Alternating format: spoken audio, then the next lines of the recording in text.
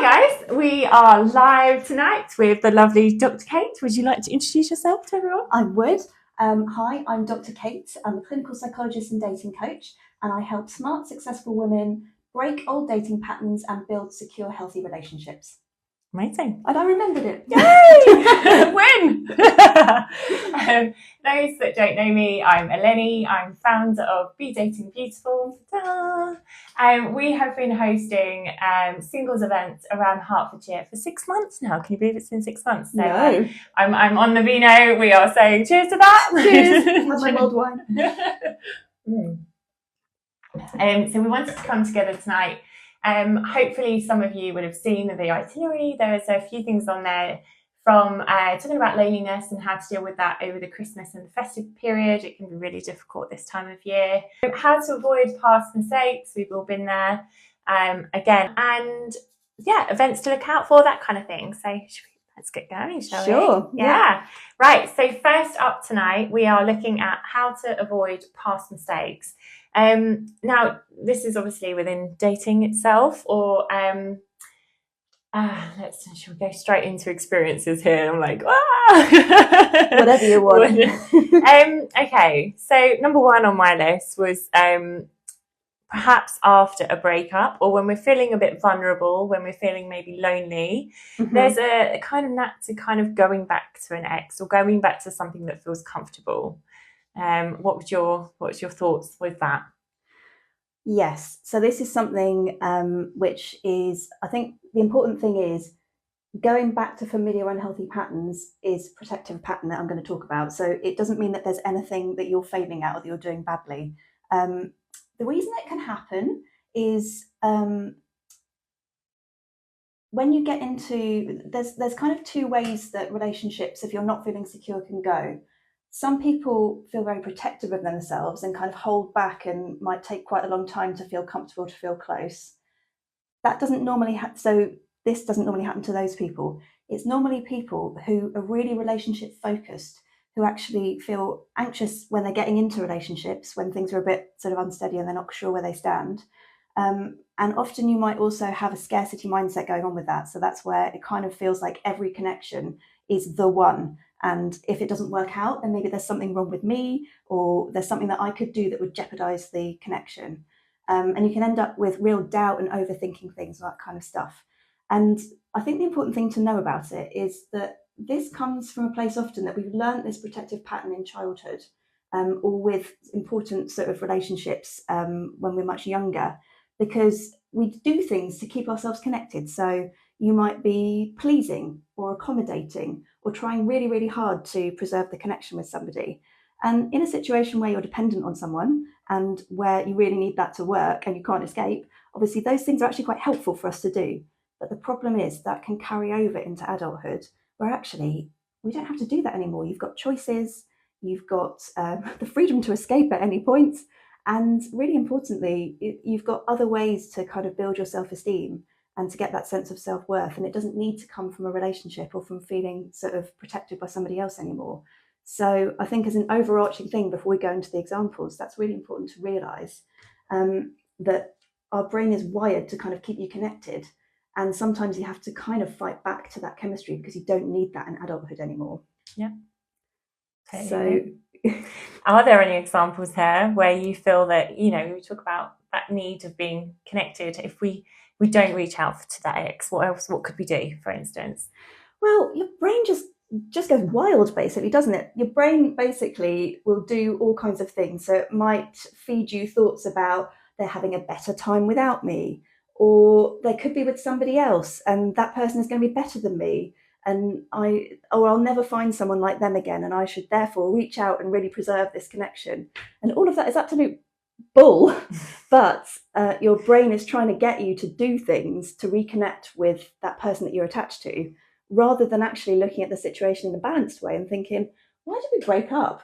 Were they good for me, or did they make me feel rubbish? Yeah. And actually, is there other things I can do to kind of find a new partner in time, or just look after myself and enjoy myself? That's the bias. That is not where your brain is going.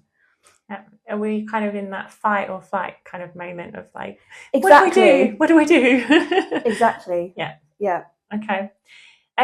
So another past mistake. So those that have been dating for a long time have probably experienced some of this. So examples of gaslighting, being breadcrumbed, that kind of thing. So I guess it's, how do we protect ourselves from going through things like that again? How do we pick up on those experiences just to, highlight if whether or not when we are dating that might be happening to us? Like, I guess, is there any tips there of what you... First of all, if you are being gaslighted, it's not your fault, as in the other person that's doing it bears some of the responsibility for that. That said, there are things you can do in early dating that can really help you kind of be a bit gaslight proof. Okay, go ahead. I'm listening. And as I've said, when you've got the pattern that is more relationship focused, sometimes you can get into some of the behavior or sort of sub patterns like pleasing, helping, accommodating, performing for somebody. And all of that takes you away from tuning into what you need and what your own preferences are. And that can start really small in the early stages of dating when gaslighting doesn't normally show up. But if you've already started to tune out actually what's good for you, what you need, and whether they're responding to that in a way that shows security and that they're going to listen to you and that they're going to value you and what you need, if that trajectory isn't there at the beginning, it makes it more easy for other things to creep in later, particularly if you've got a strongly accommodating pattern, if you do doubt yourself, if you do blame yourself for things. So that's where, at the very beginning, tuning into your own needs and doing really small acts of communication, just asking for something as simple as like, oh, I actually prefer Italian, or I feel a bit uncomfortable when we haven't spoken for a few days. Could we speak tomorrow? And seeing how they respond to that and taking that as a sign as to whether the relationship is going to be healthy for you rather than whether there's something wrong with you or too needy. Yeah. Next on the list, too soon, allowing yourself to heal. I think I certainly felt it, in early times of dating after my divorce. You kind of have this feeling that I need to be around people, and I no matter. I guess, I was guilty of it. I didn't allow myself to heal after my divorce. I went straight into dating because all I'd ever known for 10 years of my life was being around somebody. And I guess it's how do you make sure you take that moment to stop and say, I actually deserve this. I need to learn how to be on my own. I need to learn these skills necessary and look after me before putting myself out there into a world of craziness. Yeah, I mean, you're totally right. Dating is crazy. It is absolutely crazy. We've both been there and we've talked about it. And so the reality is it needs a bit of stamina. If you're going to hold true and actually go with someone that's healthy for you, you need a bit of stamina to be able to say no or ask some harder questions or do things that serve you. So one thing is if you just point blank know that you don't have that stamina, it's probably a red flag that you shouldn't be dating. Yeah. The other thing is if you notice that the quality of what you're looking for is like, I just wish that I had, like, I wish that we talked about examples of like, I wish that I had someone texting me at night. Yeah. Or you're almost like, you've got like a person-shaped hole in your life and they did certain things or you did things together. And it's almost like you know that you're just looking for a replacement for that. That's probably another reason that actually you're probably not quite ready yet because you've got that person-shaped hole. And that needs a bit of time to kind of fill in and for you to meet some of those own needs for yourself. Because if you're a good partner for yourself, then you're going to be a better sort of dater and a better dater for yourself. Yeah. That leads us nicely on to the next point. So I guess best tips post a breakup. So, you speak there about doing things for yourself. What does that look like? What route should we be going down when we are, when we have a fresh breakup? What kind of things do we do to protect ourselves and, to recover, if you like? You might need to ask me that bit again, because the very first thing that jumps to mind is lean in. You need to lean into it feeling pretty shit. So I think one of the reasons we can end up going back to exes is because there's almost like a wish to avoid the pain of like, oh shit, what if this is it? What if I'm alone for the rest of my life? And often the answer to that question is, I'm going to feel terrible forever and it's never going to end. And actually, it can be so healing. I don't want to say empowering, but it can be really healing to allow yourself to experience that horrible discomfort and go through that process and realize that you can come out the other side and actually it's okay. Yeah. And sometimes that might even just be tracking not only how crap you feel, but also, oh, but I had a good moment today. That went well. Someone was nice to me, or I did something that made me smile and I helped somebody out or whatever. But tolerating that early patch and recognizing that even in that there can be some good moments is a huge win if you can do that. And after that, yeah, it's really about tuning into yourself and thinking, okay, who am I outside this relationship I thought I had? It is a bit of mourning of what you hoped it would be, and recognizing that that's not what it's going to be. And then, like, okay, if you're thinking, oh, but I really wanted to go to that restaurant and we never got there. All right, good. You know you want to do it. So can you take a friend? Can you go on your own? It's kind of reframing how you can meet those needs outside of the relationship, I think. Yeah, 100%. I've hosted singles events around Hertfordshire for 6 months now. They've been anything from comedy nights to festivals, music festivals for the whole weekend, real kind of varied events. But the thing I see again and again is the body language is saying it all. And often I find women in particular will want to come with a wing woman, which is absolutely fine. I get it. I've been in that situation where, you don't feel comfortable enough, and actually bringing someone along is great to make you feel comfortable. But what happens? Can I use you for a second here? Yes, you can. So what happens is we have a bar. Let's just say this is the bar, and the women will stand like this at the bar, and they'll talk to each other, and there is no way in for anyone to come and talk to them. And so their wing woman has all of a sudden very quickly become this barrier, their wing blocker, yes, of anyone to talk to. And I see this again and again, and quite often will wind my way through and go, hi ladies, how are things going? And I'll try and work my way in to try and have to open up the space. Or I'll purposely be like, this is John, and nice, John, meet this person or that person. And or it will be that people have got their backs sat down to the rest of the room and they're instantly cutting themselves off. They're on their phone, because a lot of the time it isn't because they're trying to be rude, or they're actually really, really anxious, and so they're getting their phone out because that's all they know how to do, right? They're looking at the phone like you can see the crazy scrolling of what do I do? I'm in panic mode. So it's like again, flight or fight, I guess, again. Yeah. And the last one, I think we spoke about this at our last talk, was eye contact. Eye contact. It's you can't look at someone in the eyes across the room, because it's just people get a bit awkward with it. So there's 4 things there. I'm just going to list those out. So the 4 things I've recognised at singles events are that people are blocking each other from allowing people the space to walk in and have that conversation. They're on their phone, or they put their back to an audience, and they just avoid eye contact. So come on, my doctor friend, give me your best tips. I think you've listed some pretty good ones, and what a skillful hostess you are. I think one of the things that women really get wrong is the idea that the guy should make the first move and he should approach me. It's such a common thing for us all to think.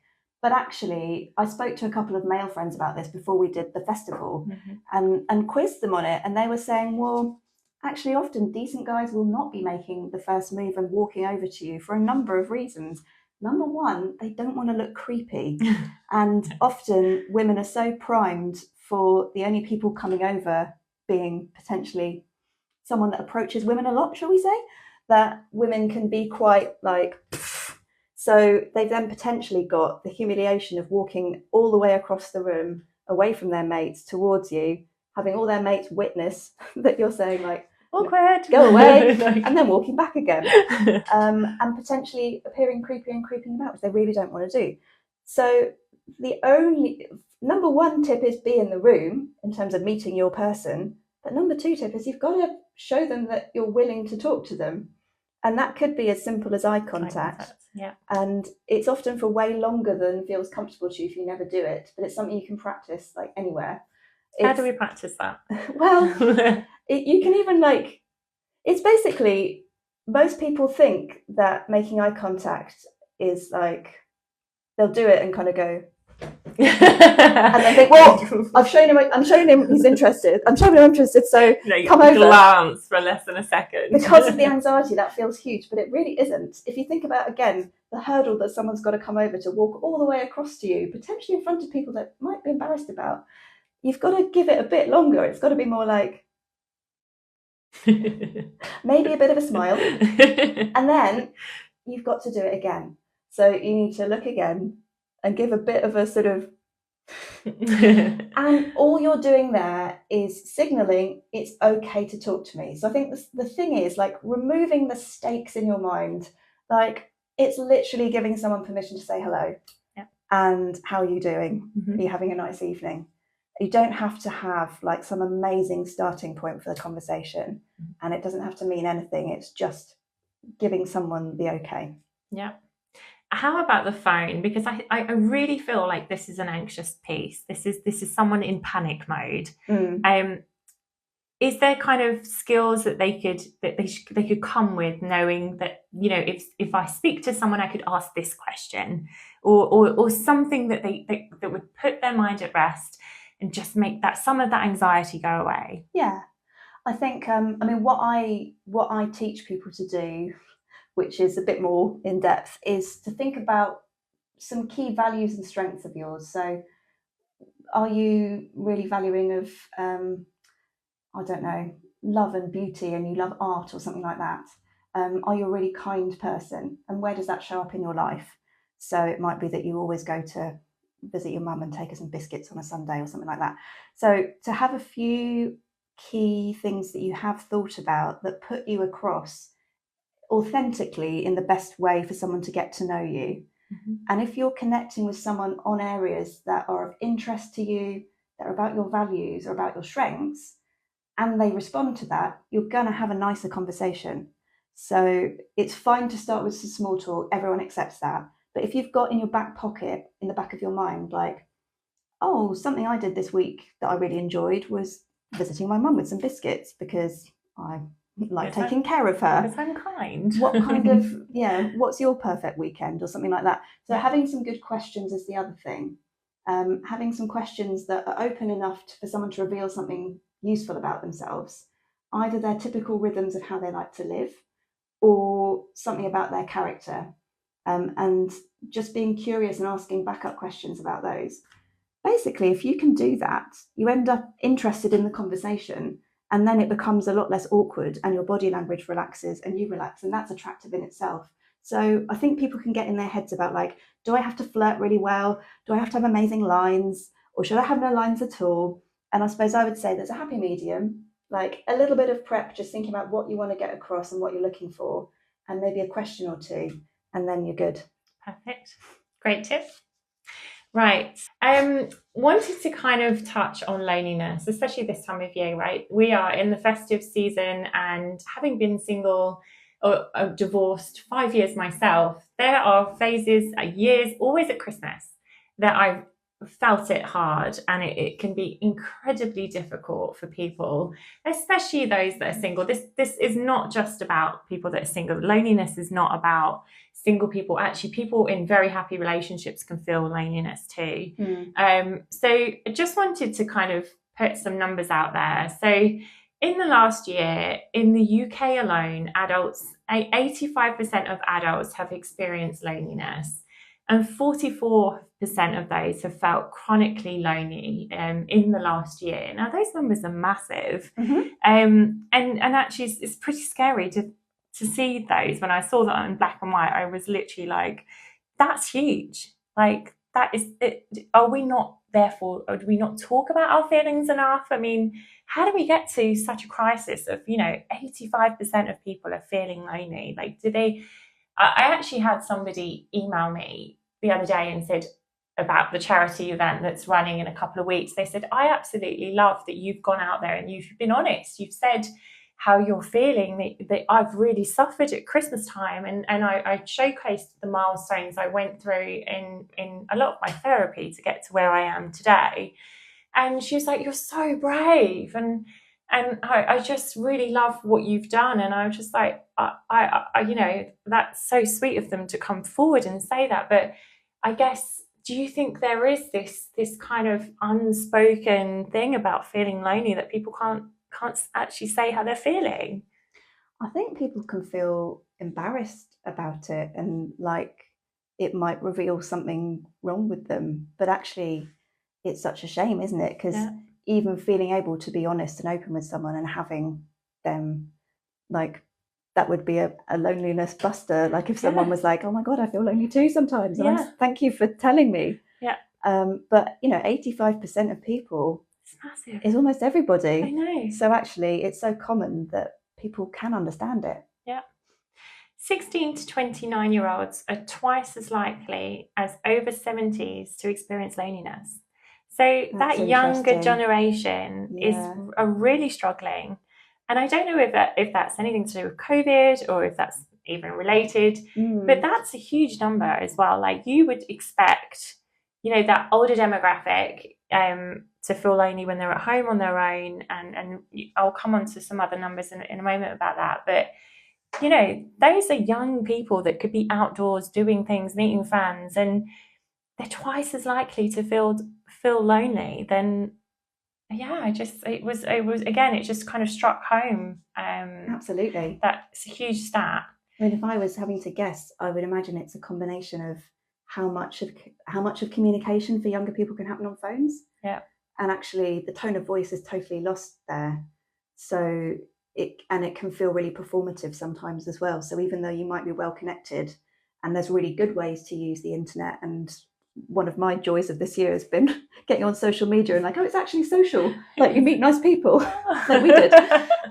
But there's also the downside of it, which is you can spend a lot of time on your own, kind of pseudo communicating with people, but actually you're not really properly communicating at all. And with a combination of COVID and like not in-person communication, I guess you might lack confidence sometimes to have conversations that really bring you closer together or share something authentic.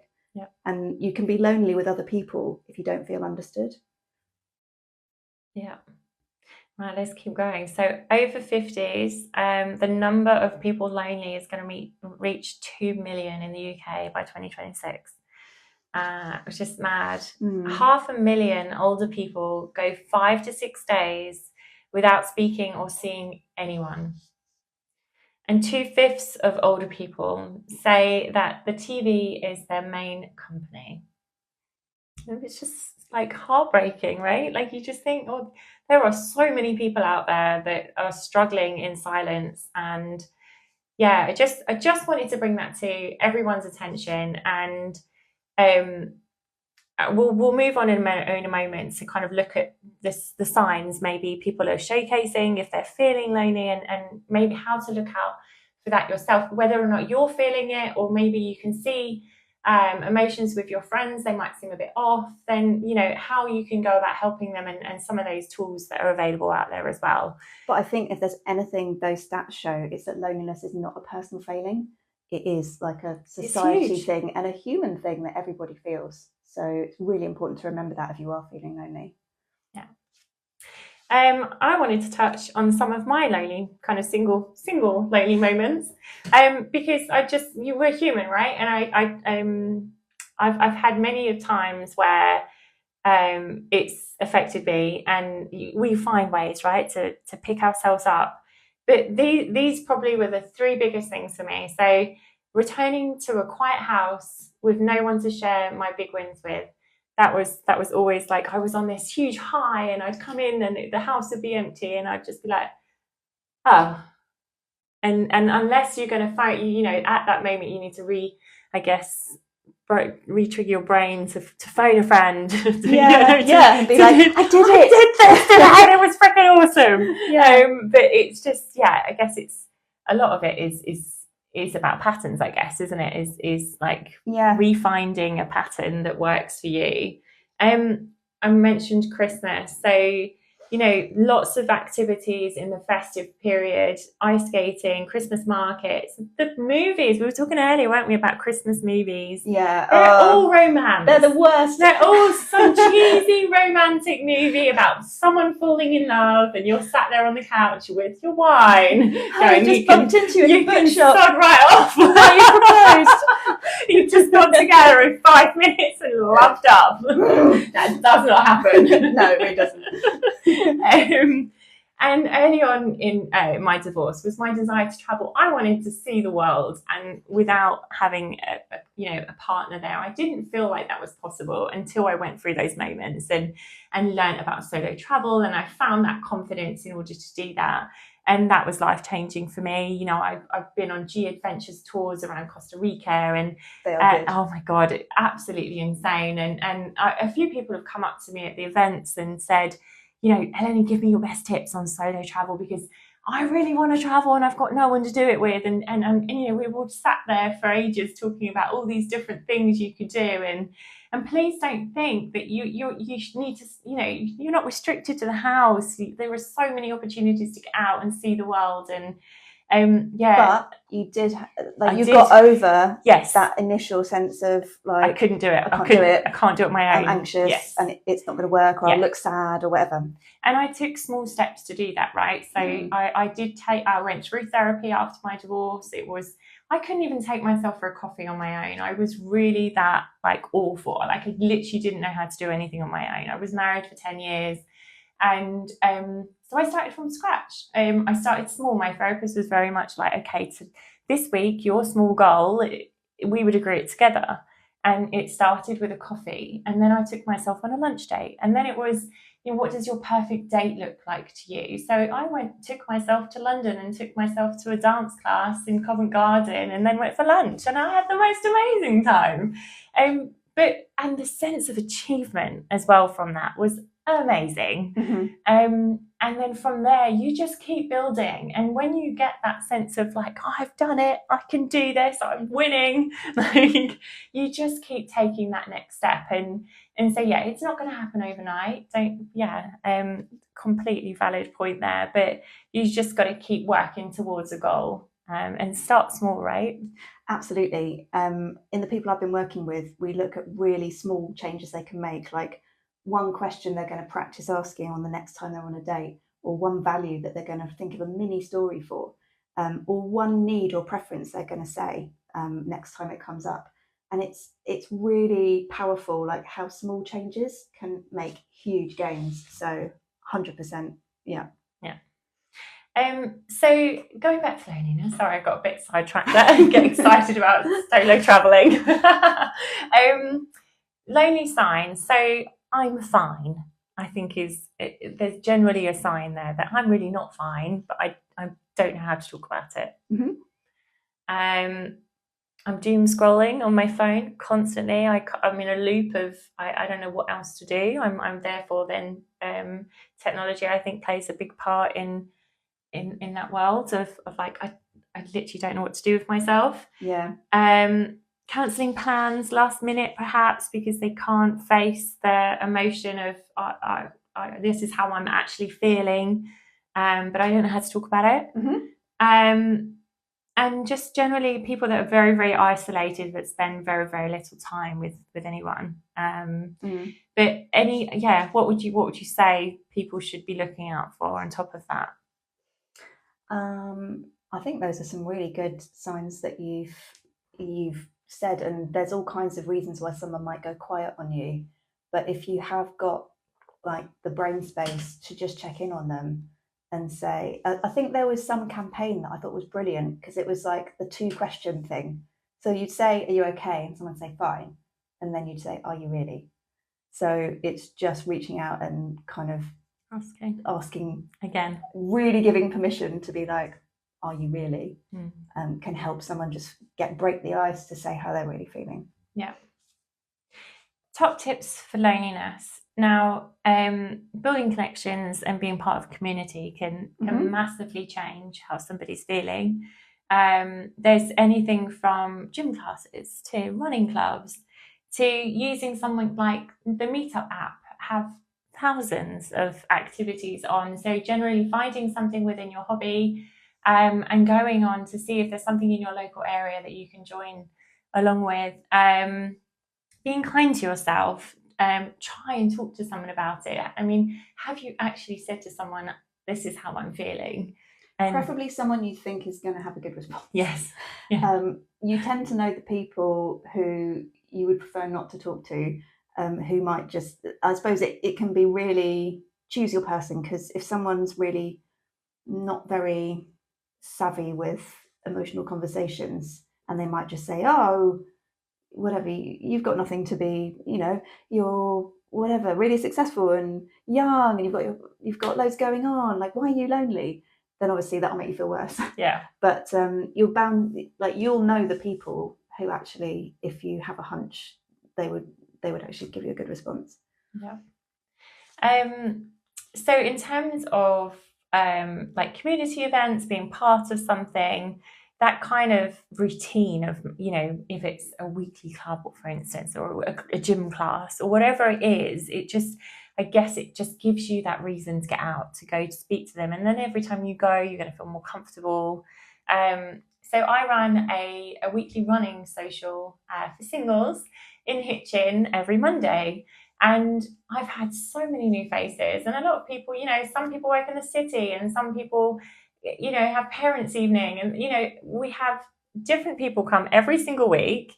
And, 1 week I'll have 8 men, and then the next it will be 10 women. And then I go, God, how are we not like getting people to mingle like more? But it doesn't matter, because it's more about, getting people out, being part of something. And actually, this is another conversation we had earlier, wasn't it? About going to these events isn't about meeting the one. Take all of that away. That should be out of the equation. This is about getting yourself out there, doing something for yourself that you love, and just being part of a community, and building friendships, right? Rather than it being a dating, I need to go out and meet somebody tonight. Yeah, I mean, a cornerstone of my approach is kind of trying to bring new people into your life on a regular basis. And it's more about the process than an immediate outcome. So I talk to people about pools and slow rivers, which is something I read about in the School of Life. So a pool is like a group of people that are closed, that are the only same people that you meet all the time. It might be the group of friends you always meet down the pub and you just talk to them. It might be your work Christmas party. And what you need in your life if you want to date and meet more people is some slow rivers. So by that, it's an environment where it's set up so you're going to chat and mingle with people, and likely there's going to be new people coming along each week. And so you can quite easily build on what you value or what you enjoy and shift some of your activities around. So actually, instead of it being a pool, it's a slow river. So if you like cycling, you could go on different rides with groups of people you don't go on with. It could be like a book group's an interesting one. Like, you will chat with them, but it's quite a closed group. Eleni's events obviously are brilliant. But I think that combined with being like, instead of focusing on do I meet the one, thinking about can I learn how to put myself across in a way that means I'm more likely to make the most of that opportunity when I do meet them, that I'm going to be up there with good questions, up there with what I want to get across about myself. And then if we connect, it's going to be on a really good basis, because it's on the basis of our values and our character rather than something random. Yeah. Another thing we said about earlier was leaving our days behind us as well, and not taking that into that atmosphere, whatever event that we are doing. Yeah. Being intentional about going in, sort of looking to meet people. And this is the best version of me. Yeah. And not this shit day I've had. Yeah, like, you might meet the one, but if what you're doing when you first speak to them is being like, well, the trains were awful, and I got up at 5:30 this morning because I couldn't sleep again. My boss is awful. It's unlikely to spark a lasting, a lasting connection. Yeah, for sure.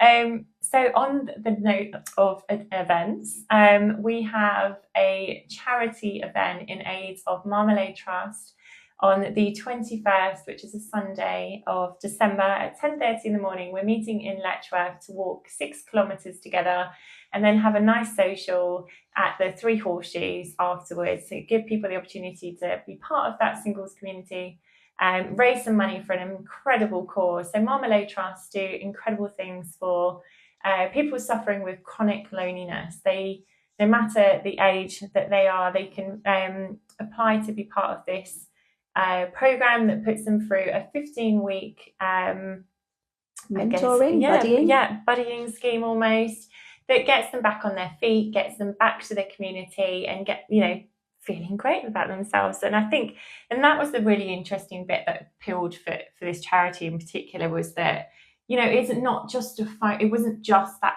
phone line to get their support in that moment. It really was that program in order to help someone feel that they can get back on their feet, get back out there, get that action plan they need in order to feel like themselves again and go out and do things in their community and meet new people. And that's why we're doing it. So it's a Christmas Santa, or dress up as much as many Christmassy things like festive lights and Santa hats, and people can run. So my running group will be running it. I will be walking it. And it's just an opportunity to connect. And there will be mince pies and coffees. And what an amazing thing to do just a few days before Christmas is to get outdoors and enjoy a social. I mean, why not? It's free and it really is just in aid of charity. So please do come along. If you want to know more information about it, either head to the website, which is bedatingbeautiful.com. If you're following me on Meetup, we are also on there with the event, and you can literally just register your interest and we'll send you all the details on there as well. So I'm very excited about that. Yes, that's wonderful. Yeah.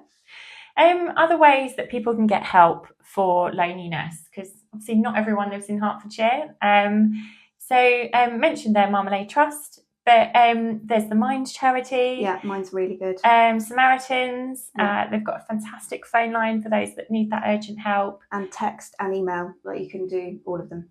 Yeah, any of them. Amazing. Last one was Red Cross. Mm-hmm. I mean, there are so many phone lines out there. Please don't sit and suffer. If you need the help, just reach out to these helplines, is what I say, and get the help that you need. But help yourself where you can. Get outdoors, go and meet people in your community. It's so important. And speak to people, right? Absolutely.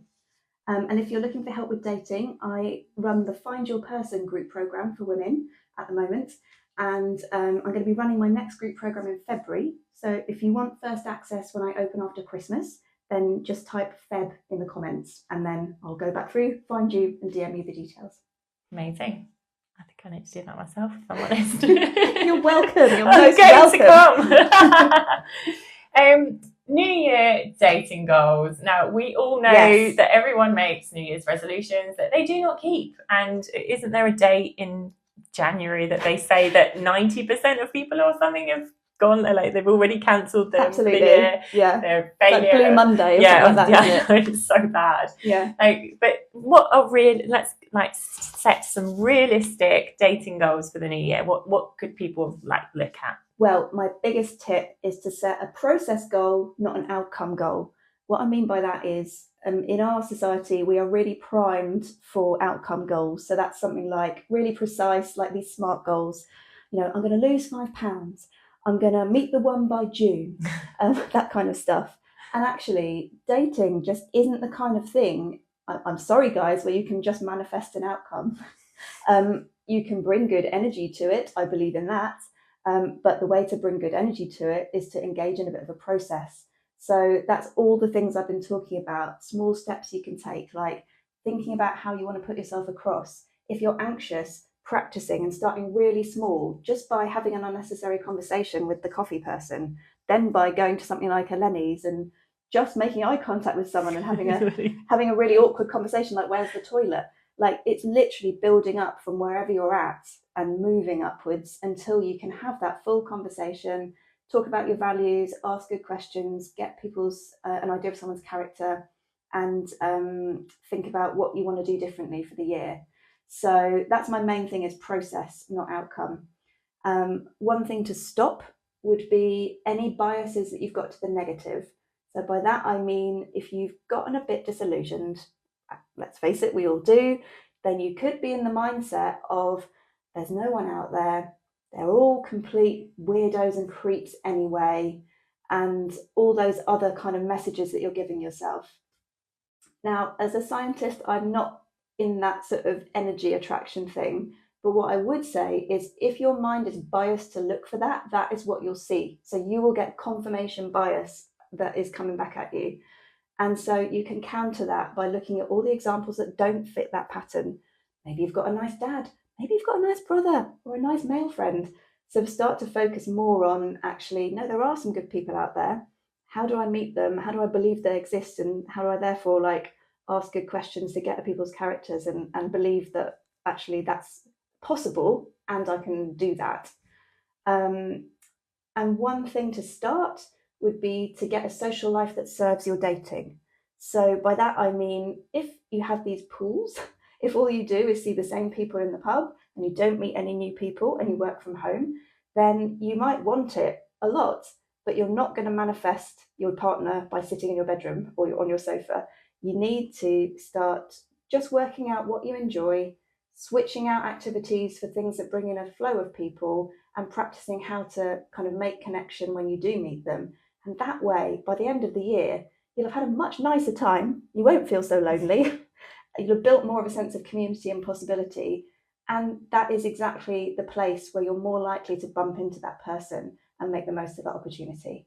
So small steps can have huge implications, huge impact. So with something like that, Kate, we could literally say, I'm going to promise myself that once a month, it could be something as small as that. Yeah. I'm going to put myself into a situation where I'm in this river, as you call it, yes, rather than this pool. So you find yourself a social way of putting yourself with new people. Yeah. And it literally could be as small as that, couldn't it? It could be like once a month, I promise myself that I'm going to do that. Exactly. So that would be something that's achievable, that you can tick off and say that you've done, and it's within your control. You can't control meeting the one, but you can control a lot of the conditions that make it more likely you'll meet them and connect with them. Amazing. Love that. You can do that. Love that. That's totally achievable. Yes, but it is. No, it really totally is. It's maths. It's just maths. Yeah. We do this enough times in our lives and we see who we need. Yes. But isn't there like a crazy stat of the amount of people that have met in supermarkets? And you just think... Exactly. People are like, there's nobody out there. They go to all the same places that you do. And if you're practiced at having a random chat with someone, maybe you will meet them in the supermarket. You never know. Because you can sidle up and go, oh, I've not tried that before. Is it nice? Or whatever. Creepy vibes. You can get away with it a bit more if you're a woman. Yeah, I know. With guys, could you imagine you got sanitary towels and you just be like, oh my god, and you just totally red. Just be like, no, don't look at my trolley. That's where you need the look first to know if you've got permission. I go to worst case in this place. This is not how we do this. No. I think good vibes. Sorry, went off on track there, as you do. I think the only other sort of thing I thought about with loneliness at Christmas was, one thing is that I think mixed feelings are quite normal at Christmas. And the adverts, the Christmas movies and everything like that can make you feel like you're the only person in the world that isn't feeling 100% jolly and festive. But it can help to know that it's normal. And if anything, there's more pressure to feel a certain way because of all this sort of festiveness that can pressurize that sense of loneliness. So you can give yourself permission to forget all that. And the other thing that I think can play a big role is family get-togethers. So you've always got all friendship groups where everyone's married or whatever. You can always find some people who are trying to be helpful but have no experience recently of what it's like, who are like, oh no, I can't believe you're still single. Oh, I wonder if you could do this, or I know so-and-so. and just completely focus on the one area of your life that you don't think is going that well. Meanwhile, completely feeling like erased for everything else that actually is successful and brilliant about you. And so my biggest tip for those type of situations is politicians' answers. So that is, politicians will be asked a question and very, very skillfully take it in the direction that they want it to go. Give me an example. Okay, I'm going to try it on you then. Yeah. So Kate, so have you met anyone recently? How's it going? Have you met someone special yet? Well, do you know what? Something that's gone really well this month is I've just finished my dating group, and actually I got some amazing feedback from people. So I was really celebrating that last week. Amazing. And I went out with my friends and had a drink to celebrate. That was brilliant. Love that. Definitely just like a politician. But that's it. So the prep work for you is first of all to back yourself. You're not just your relationship status, you're a whole person. And the second thing is, all right, I don't want to talk about that. What am I comfortable or actually happy to talk about? And then just be prepared to shoehorn it in there. I love that. How have I not thought that? So being a Greek, that I am, so that the hands come out and it's like, Eleni more, it's okay, you're going to meet the man of your dreams. And it's almost like they want to hold, the little cheek rub comes out, and you're just like, literally, it's like this in your face. Eleni more, it's okay, you're going to meet someone, it's going to be amazing. And it's just like, oh, can you leave me alone? Because, I'm a human adult woman. I do things that are really great, but I love that. I'm going to have like that ready to be like, swerve. Yeah, just straight swerve it. Swerve it out. And if someone's really persistent, then we kind of go, oh, that's, I don't need to talk about that at the moment. Yeah. I'm having a really nice time. Like, let's not talk about that at the moment. Let's move on. Love that. Right. I didn't see any questions coming through. Lots of people have joined tonight, so thank you so much. Italians also talk with their hands. I love that. They do. I love the talking with that. I do it myself. I'm a very passionate woman, but it's just in doing examples of Greeks that I tend to bring out the hand. Strong, the real 80% hand. Yeah. Our Christmas social was a couple of weeks ago in Hitchin.